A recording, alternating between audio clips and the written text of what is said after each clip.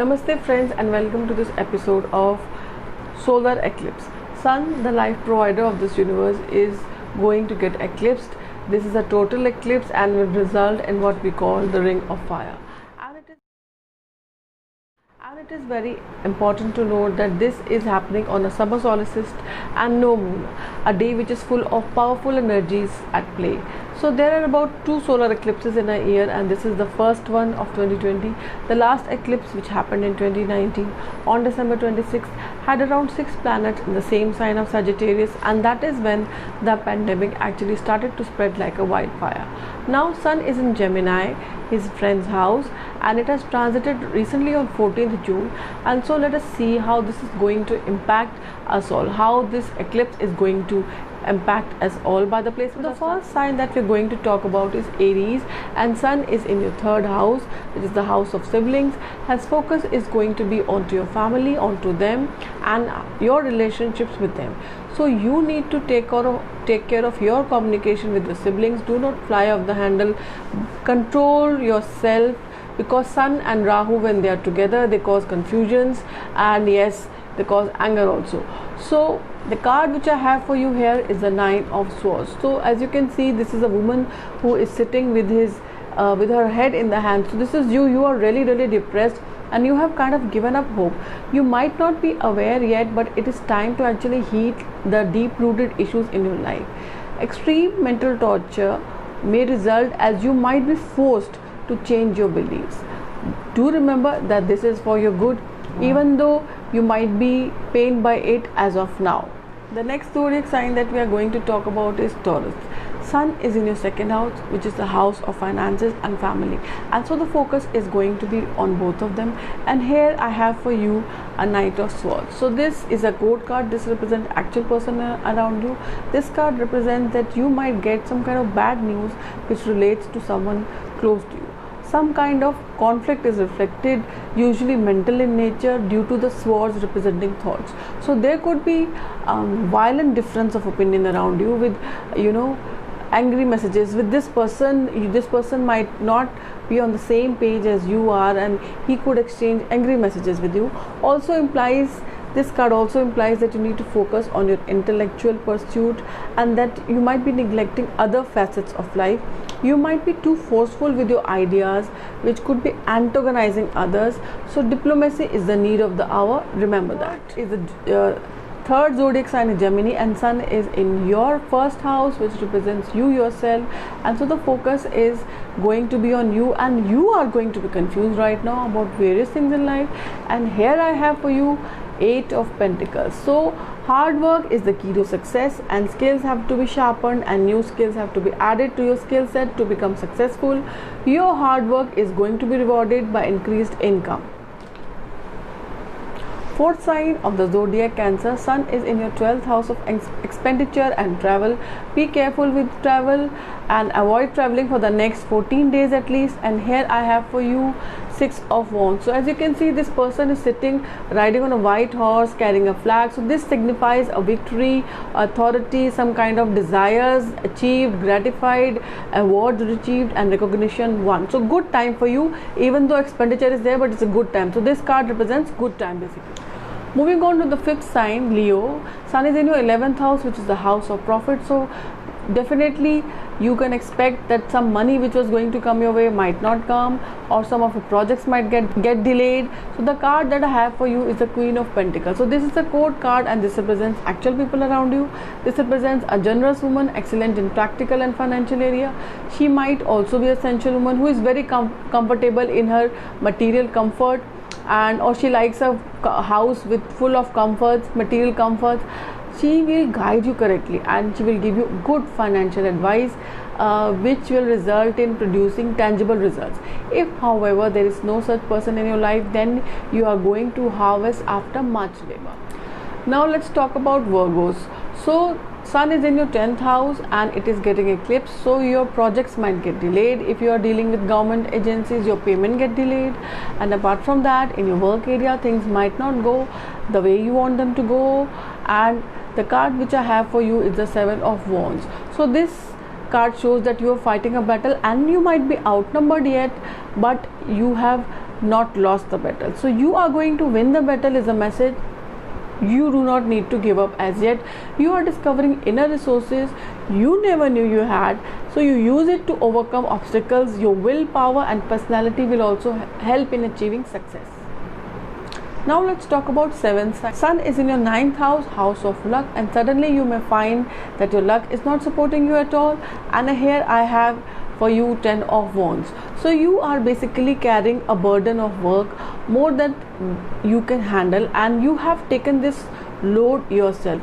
However, you have a choice to delegate it to other people, let others handle their fair share, and do remember that you should ask for help if needed. Do not let pride stand in your way. 8th sign of the universe, Scorpio, and Sun is eclipsing in your 8th house, which is the house of obstacles, occult and unexpected money coming your way. So you might feel suddenly like taking some rest, which is okay and understood. You might also feel a little depressed, a low. So understand that this too shall pass. And the card which I have for you is the 7 of Cups. Daydreaming, building castles in the air is not what is going to get true. You are not connected to reality right now, or some of you might also be having a lot of options available to you right now, but you yourself are confused and you're not able to choose the correct one. So take your time, get grounded, and then you make the choice. 9th sign of the universe, Sagittarius, and Sun is in your 7th house of partnership, both business and married life. So understand that this eclipse could create some issues in your married life, business partnership, and the card which I have for you is the King of Pentacles, and this is a code card. This represents actual people around you, a mature man, wealthy man who is courageous, of repute, dependable and kind to others. He will give you good counsel on matters of money, property and security. If such a person is there in your life, then he is having you in his good books, and he might be head of banking from where you are taking loan. Also, he can be related to pharmaceuticals.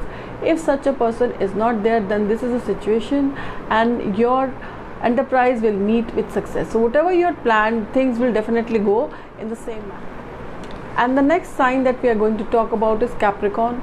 Now Sun is eclipsing in your 6th house. 6th house is the house of loans, enmity, illness, and here we have already 3 more planets, which is Mercury, Sun and Moon. So you can definitely expect some issues with your health. Please take care of them. Be careful with your health. Be very careful about what you speak in front of others, in front of your colleagues. Do not take loans at this point of time, and do not get angry, right? However, the card which I have for you is Temperance. So this is a major arcana card. This says moderation is required in everything, including moderation. So moderation is the theme of the card. It says keep your temper in check, keep your expenses in check, and keep your tongue in check. So you are being asked to blend things in a harmonious way. You have the ability to achieve this goal. You are also learning to control your temper, and this is the need of the hour. This is the time of inner growth and outer harmony. With patience, you can blend disparate elements, whether they are raw materials or resources or personnel or ideas, into a beautiful whole. 11th sign of the universe, Aquarius. Sun is in your 5th house of soul, of yourself, of love and your kids. So confusions are going to cloud your mind, and you might not be sure about what direction you want to give your life.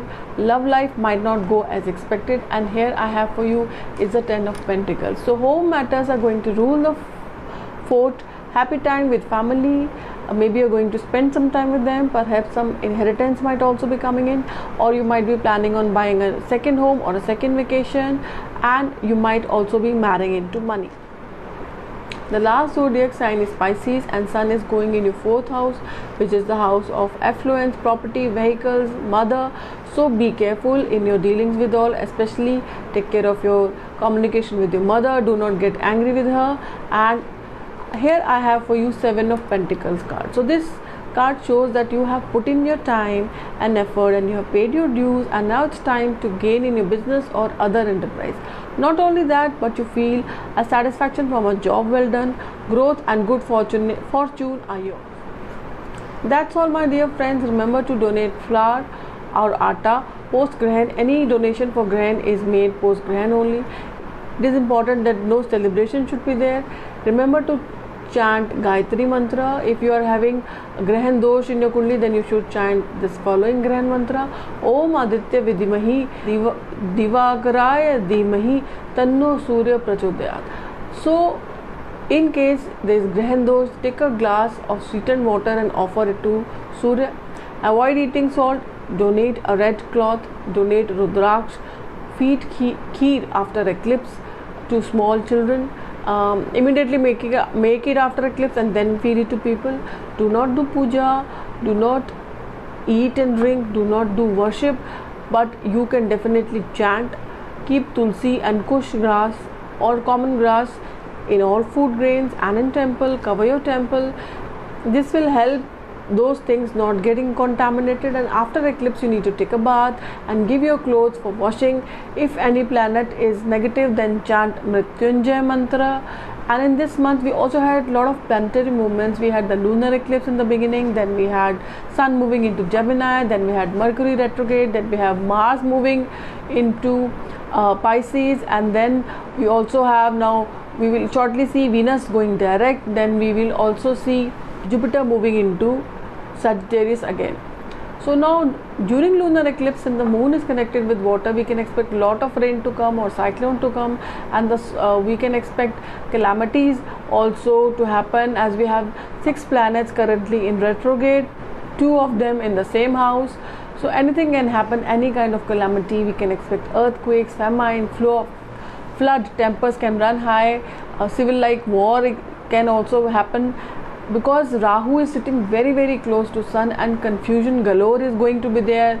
Tempers will run high with Mercury in retrograde, and in the beginning of July then there is another eclipse.